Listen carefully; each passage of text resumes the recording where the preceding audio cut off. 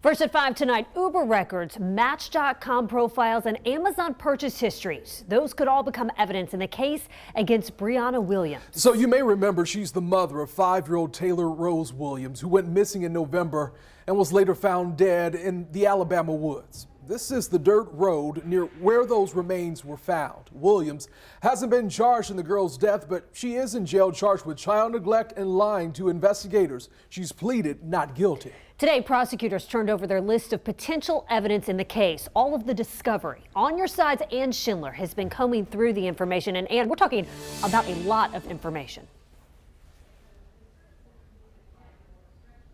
States and included 5 law enforcement agencies, so it's no surprise that the amount of evidence in this case is voluminous.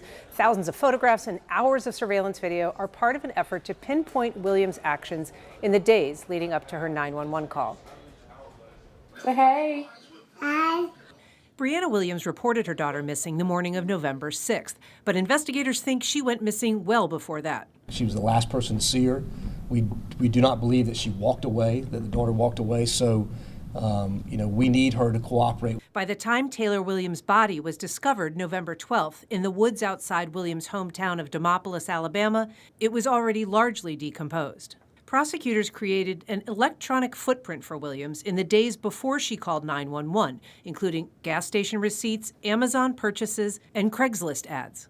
They have also collected surveillance video from more than 24 locations between Alabama and Florida in the days before she reported Taylor missing. They include a car wash in Alabama, November 2nd, a Georgia gas station that same day, and another car wash in Jacksonville on November 4th.